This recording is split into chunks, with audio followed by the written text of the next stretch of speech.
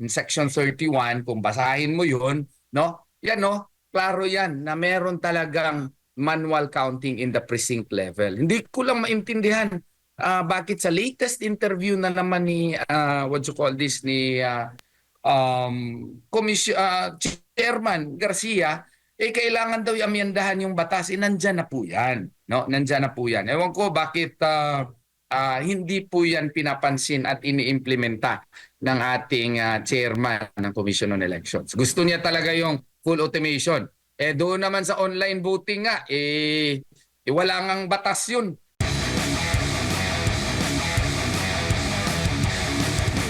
Sir, ito pong binanggit po ninyo na Republic Act 9369, no, yung Election Automation Law, marami po ang naliwanagan doon po sa yung statement na meron palang ganito, no, na mekanismo sa batas na nagmamando po ng manual counting of votes in the precinct level. Sir, maaari niyo po bang may paliwanag in layman's term ano po itong mga salik ng RA 9369, particularly ito pong Section 39 ng batas o Section 31?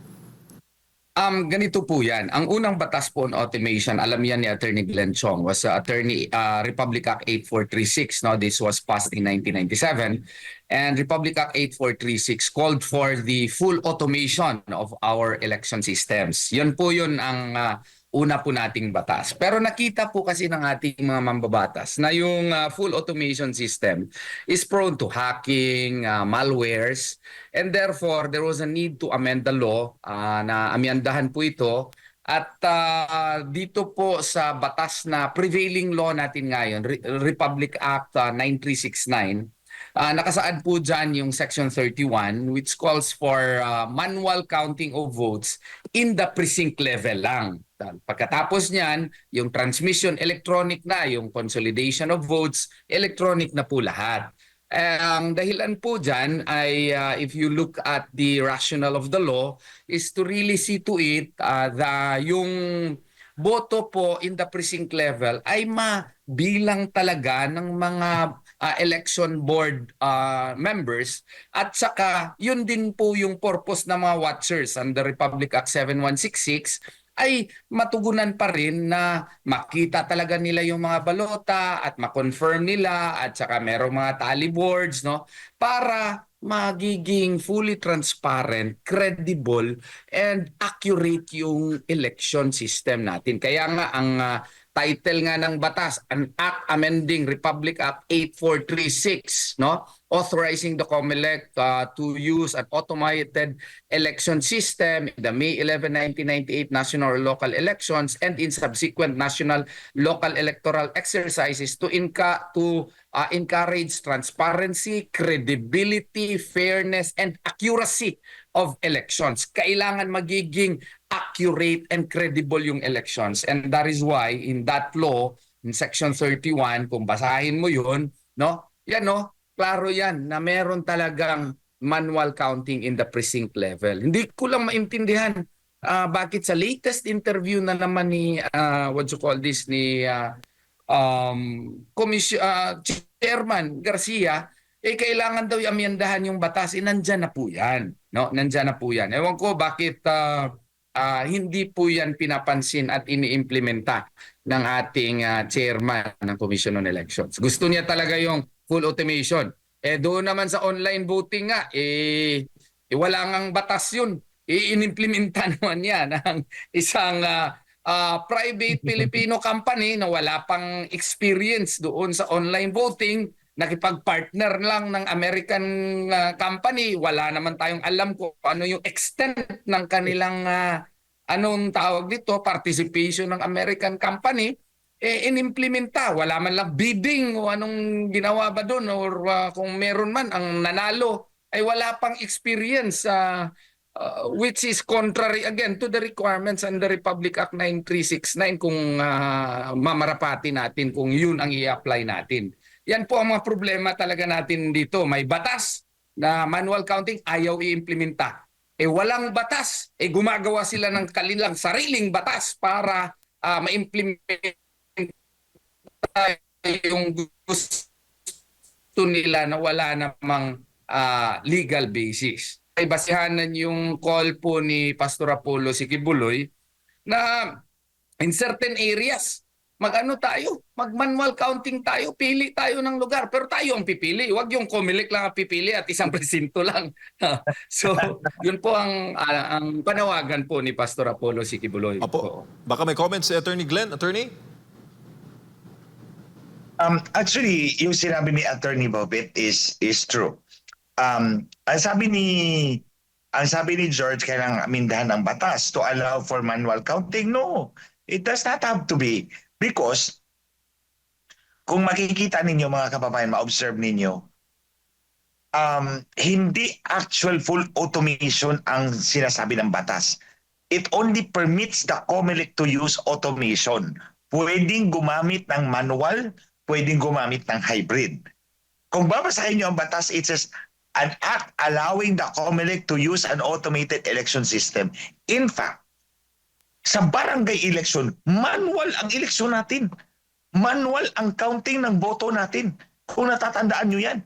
Pagdating sa national and local, dahil gustong mandaya, automated ang gagamitin para madali ang daya. Sa barangay election, walang magbabayad eh. So alam, ano-mano kayo dyan para walang magbabayad para sa dayaan eh. What I mean is, pwede ang manual election, pwede ang automated election, pwede ang hybrid election, and you do not need to amend the law. You only have to apply it by a COMELEC resolution na itagpi mo yung provision ng BP 881, Batas Pambansa bilang 881, that's the Omnibus Election Code, and Republic Act 9369. So, tama si Atty. Torion, mali si George Garcia. That's my comment. Opo, so meaning Isa pa, Sir Glenn. Alam mo sa Yes, sir. Basilan anong nangyari? Oo. Sa Basilan nag-manual counting sila doon. Nanalo si Mujib Hataman. Oo. Oo. Nanalo si Mujib Hataman, natalo si Jim Hataman doon. Oo. Mga kaibigan natin yan. Alam nyo naman yung relasyon ng dalawa. Hindi na natin i-explain dyan. Bakit yung Commission on Elections sa Basilan nag-manual counting? Oo. Dahil ba matatapang yung mga kandidato doon? So tayo hindi tayo matatapang kaya hindi tayo mag-manual counting. So kailangan siguro magtapang-tapangan din tayo para para That's right. mapansin tayo ng Commission on Election. Attorney, sir. Sinimulan ko na, sinugod ko na nga yung COMELEC noong May 7 eh. Gusto ko sana kasama kita para dalawa na tayo o mas marami, so much the better. Nako, kaya nga yung recommendation ni Pastor Apollo Sikibuloy kasi sabi nila kailangan ng batas bago tayo mag-manual record. Hindi may motu proprio powers yung Commission on Election eh. Since there is now a doubt insofar as accuracy of the election result is concerned, since there is now doubt insofar as the integrity of the result is concerned, so it is the bounden duty of the Commission on Elections, being the sole and exclusive body authorized by the 1987 Constitution to supervise and implement our elections here in the country, to erase that doubt. And how can we erase that doubt? Hindi isang paraan na naisip ni Pastor Apollo Sikibuloy, mag-ano tayo? Mag-manual counting tayo, manual recount tayo in certain areas lang. Ang proposal nga, 10 area lang sa 5 cities at saka 5 probinsya para mawala yung mga doubts ng tao. Hindi na kailangan ng batas yan on its own. Pwede yang gawain ng Commission on Elections. Yun nga ang kontradaya. Yung kontradaya na ginawa nila. Maganda yun, yung kontradaya. And on its own, motu proprio, the COMELEC gave the Kontradaya Committee power to investigate and file cases. Walang batas. Diretso na. Tapos yung in flagranti delicto na arrest by yung mga vote buying. Walang batas. Of course, pwede naman ma-apply by law yung revised criminal code. But what I am saying is that the Commission on Elections really has the inherent power to implement something even if there is no express law on the matter in order to fully implement its mandate, and that is to give us honest, free, credible elections. Yun po ang nasa yan po ang basihan natin.